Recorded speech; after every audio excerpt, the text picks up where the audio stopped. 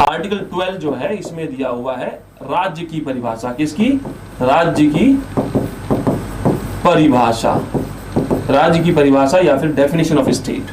गौर से समझिएगा इस चीज को, ये काफी इंपॉर्टेंट है। जल्दी करो सर, बहुत टाइम कम है। बिल्कुल बच्चे, बिल्कुल बहुत जल्दी ही करेंगे, इसलिए मैंने कह दिया आपसे कि तत्काल जरूरत है अभी फिलहाल क्वेश्चन सीरीज की, ताकि आप लोग और अच्छे तरीके से प्रिपेयर हो जाएं। जो थियरी पार्ट है वो तो चलता ही रहेगा, साथ में क्वेश्चन सीरीज जो है वो भी जरूरी है। तो क्वेश्चन सीरीज अभी 10 से 12 मई के आसपास लॉन्च हो जाएगी आप लोगों की, ठीक है। जितने भी बच्चे हैं सबको रहना है, अपना मूल्यांकन ऑनलाइन ही कर लेना कि कितना गजब पढ़ाई करी है आपने और कितना गजब, और लास्ट ईयर के क्वेश्चंस भी होंगे तो आप देख लीजिएगा कि आपका स्तर क्या बन चुका है, आपका लेवल क्या हो चुका है पेपर को लेकर, ठीक है। सबसे जरूरी चीज यही होती है, चाहे आप मास्टर का मूल्यांकन कर रहे हो, चाहे आप अपना मूल्यांकन कर रहे हो, सवाल को लगाइए। पिछले जो साल सवाल आए हैं उनको लगाइए, आपको अपने आप पता चल जाएगा कि आपका मास्टर किस लेवल का है और आप खुद किस लेवल पर पहुंच चुके हैं। एक यही होता है इस फील्ड में पढ़ाने और पढ़ने का मूल्यांकन। अगर आपको मूल्यांकन ही करना है तो सीधा आप जो पढ़ रहे हो सवाल लगाना शुरू करो, लास्ट के क्वेश्चन पेपर लगाना शुरू करो। अगर आपके सवाल बन रहे हैं तो बहुत बेस्ट है, you are on the right track. अगर आप, और मैं ही अपनी बात नहीं कर रहा, मैं किसी की भी बात कर रहा हूं, कोई भी शिक्षक हो, आपको जो पढ़ा रहा है यहां पर शिक्षक, यदि आपको लगता है कि आप सवाल करने में सक्षम हैं, आपके सवाल बन रहे हैं, आपकी समझ बन रही है, तो यकीन मानिए आप बहुत सही ट्रैक पर हैं। दिक्कत कहां आती है? यदि आप पढ़ रहे हो, सवाल नहीं बन रहे, तो क्या पढ़ रहे? क्योंकि यूपीएससी जो पूछेगा वो पढ़ना है, आपने क्या पढ़ा है वो यूपीएससी नहीं पूछेगा। यूपीएससी को जो पूछना है वो आपने पढ़ना है। यहां के कौन क्या पढ़ा के जा रहा है वो जरूरी नहीं है, वो यूपीएससी के अकॉर्डिंग पढ़ा के जा रहा है, ये जरूरी है। और इसका मूल्यांकन एक ही ऑप्शन है, मैंने क्या उसका, इसका तो एक ही ऑप्शन है, और वो ऑप्शन क्या है? वो ऑप्शन है सीधा लास्ट ईयर के पेपर उठाओ, सवाल सॉल्व करो। अगर कर पा रहे हो दैट इज गुड, अगर नहीं कर पा रहे तो दिक्कत है भैया कहीं ना कहीं। क्लियर है ये चीज? तो आर्टिकल 12, आइए अब आर्टिकल 12 में बात करते हैं। तो ये आर्टिकल 12 राज्य की परिभाषा बताता है, ये मूल अधिकार नहीं है आपका, ये राज्य की परिभाषा है, डेफिनेशन ऑफ स्टेट। राज्य की परिभाषा, और किसके लिए? तो भाग 3 के लिए। अब कोई बच्चा जो पढ़ने वाला है वो कमेंट ना करे, वो चैट ना करे, केवल इस चीज को समझता रहे, क्योंकि काफी इंपॉर्टेंट है। आर्टिकल 12 और आर्टिकल 13 को सम्मिलित रूप से पढ़ेंगे तो बहुत ज्यादा फायदा मिलेगा आपको, एकदम क्रिस्टल क्लियर हो जाएगा कॉन्सेप्ट, बिल्कुल क्लियर हो जाएगा कॉन्सेप्ट, ठीक है। तो अब आप एकदम से बिल्कुल भी कोई कमेंट ना करें, अब छोड़ दीजिए चैट, बाद में मौका दूंगा तब सवाल पूछना। अब आर्टिकल 12 को तरीके से समझिए, क्योंकि ये कंफ्यूजन वाला है, काफी बच्चों को समस्याएं भी होती हैं, पर अब समस्या नहीं होगी आप लोगों को। आर्टिकल 12 में क्या दिया हुआ है? आर्टिकल 12 में दिया हुआ है राज्य की परिभाषा या फिर डेफिनेशन ऑफ स्टेट। किसके लिए? भाग 3 के लिए। संविधान की बात नहीं करी है, संविधान के भाग 3 की बात करी है कि भैया राज्य कौन होगा भाग 3 के लिए। तो कौन होगा राज्य भाग 3 के लिए? तो देखिए, संसद तथा सरकार, केंद्र सरकार, संसद तथा केंद्र सरकार। दूसरा, राज्य का विधानमंडल, राज्य का विधानमंडल तथा राज्य सरकार। आप लोगों के मूल अधिकार कितने कीमती हैं, आप लोगों को आर्टिकल 12 और 13 पढ़ के अपने आप समझ में आ जाएगा। पर समझने के लिए पहले जरूरी है कि सब कुछ रख दो, अभी ये यूट्यूब पर ही रहेगा लेक्चर, सब कुछ रख दो, केवल अभी अपना कान खोलो, बुद्धि खोलो और सिर्फ सुनते रहो। अभी सिर्फ इतना सा काम करना है आपने। अभी देखिए, मैंने आपसे कहा आर्टिकल 12 में दी हुई है राज्य की परिभाषा या फिर डेफिनेशन ऑफ स्टेट। राज्य की परिभाषा या फिर डेफिनेशन ऑफ स्टेट किसके लिए? भाग 3 के लिए। कि भाग 3 के लिए राज्य किसको माना जाएगा? तो पहला क्या बोल दिया?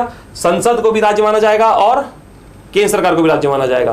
राज्य का विधानमंडल या फिर स्टेट लेजिस्लेचर को भी स्टेट माना जाएगा और राज्य सरकारों को भी राज्य माना जाएगा। तीसरा, स्थानीय प्राधिकारी, स्थानीय प्राधिकारी या फिर लोकल अथॉरिटीज। कौन सी? Local authorities.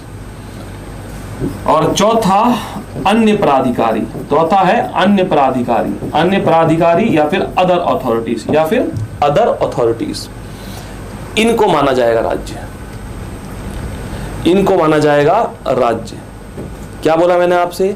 मैंने आपसे कहा संसद भी राज्य है भाग 3 के लिए, केंद्र सरकार भी राज्य होगी, राज्य का जो विधानमंडल है, स्टेट लेजिस्लेचर है, वो भी स्टेट है, वो भी राज्य है, और राज्य सरकार भी राज्य है। इसके अलावा लोकल अथॉरिटीज या फिर स्थानीय प्राधिकारी ये भी राज्य होंगे, और जो अन्य प्राधिकारी हैं ये भी राज्य होंगे, अदर अथॉरिटीज जो हैं ये भी राज्य होंगे। तो ठीक है साहब, आपने दो चीज तो समझ ली कि साहब ठीक है, ऊपर के दोनों तो क्लियर हो गए, आपको डाउट उसमें नहीं आ रहा होगा कि चलो ठीक है साहब, संसद भी राज्य है और केंद्र सरकार भी राज्य है, ये भी क्लियर है। राज्य का जो विधानमंडल है वो भी राज्य है, और जो राज्य सरकार है, स्टेट गवर्नमेंट है, वो भी राज्य, यहाँ भी क्लियर है।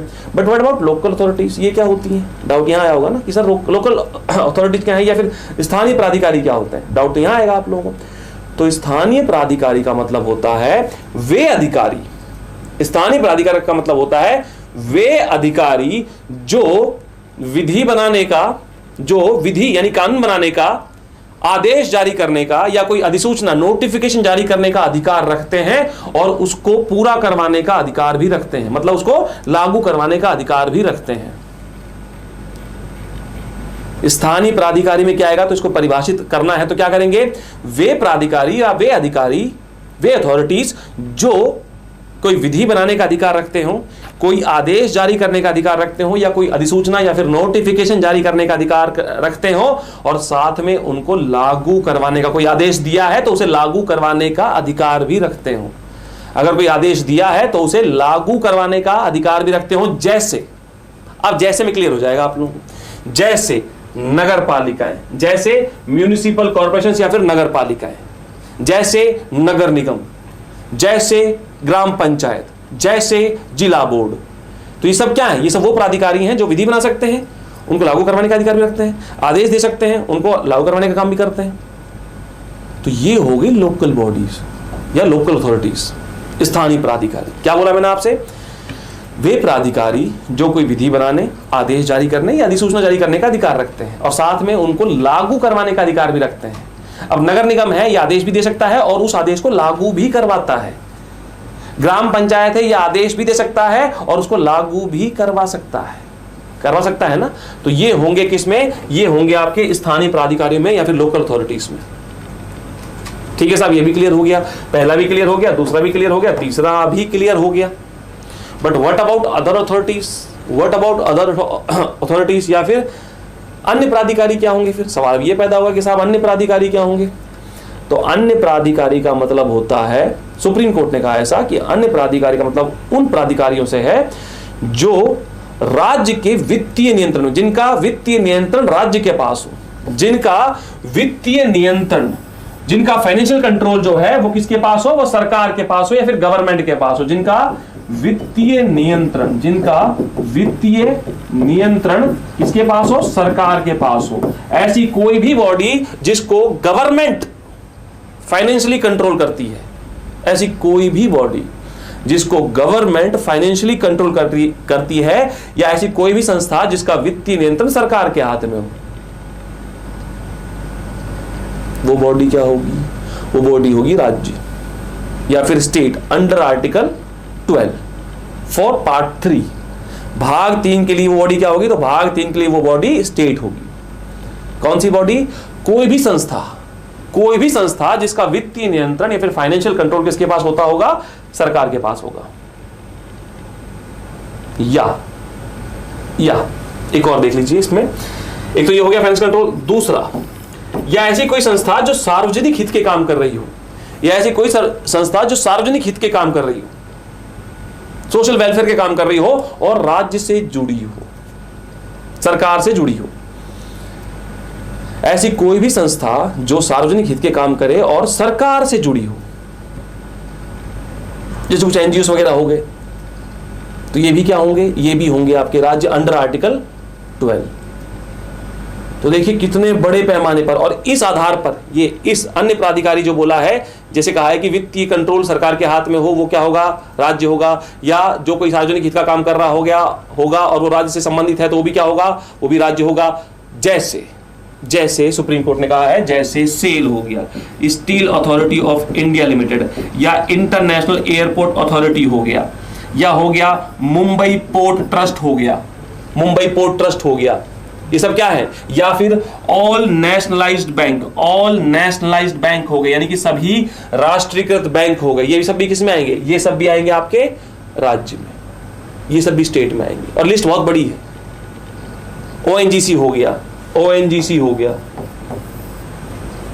तो ये वे संस्थाएं हैं जिनका या तो फाइनेंशियल कंट्रोल सरकार के हाथ में है, या ये सार्वजनिक हित का काम करती हैं और सरकार से संबंधित हैं, या इनका प्रशासन सरकार चलाती है, इनका प्रशासनिक नियंत्रण सरकार के हाथ में हो। तो ये कुछ एग्जांपल्स भी आप डाल सकते हैं, जैसे मैंने कहा ओएनजीसी हो गया, सेल हो गया, steel authority of India limited हो गया, इसके अलावा आपका सभी राष्ट्रीयकृत बैंक जितने भी नेशनलाइज बैंक हैं ये सब हो गए। या अगर बात करें हम लोग मुंबई पोर्ट ट्रस्ट की या इंटरनेशनल एयरपोर्ट अथॉरिटी की, तो ये सब भी क्या है, सब भी स्टेट है। और आपके दिमाग में जो ऐसी बॉडी आएगी जिसका वित्तीय नियंत्रण सरकार करती हो, फाइनेंशियल कंट्रोल सरकार करती हो, तो वो बॉडी भी आपकी क्या होगी, राज्य होगी। तो अब यहां ये समझिए मोटे तौर पर मेरे प्यारों कि राज्य को देखिए कितने बड़े लेवल पर इलाबरेट किया गया है आर्टिकल 12 के द्वारा।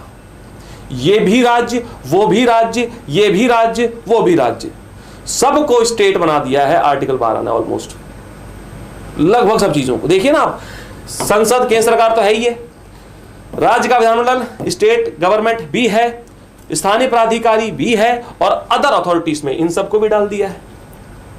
तो कितने बड़े लेवल पर आर्टिकल 12 ने राज्य को परिभाषित किया है, देख रहे हैं आप लोग, स्टेट को डिफाइन किया है इतने बड़े लेवल पर जाकर।